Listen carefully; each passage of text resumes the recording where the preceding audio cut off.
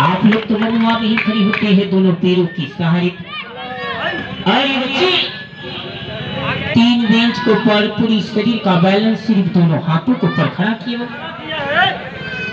ऐसी बच्चों की कला पर जो साहब, जो माँ बहन, जो भाई कला पर खुश हो जाते हैं, तो इस बच्चों की कला पर बोला कर इनाम मदद करते हैं।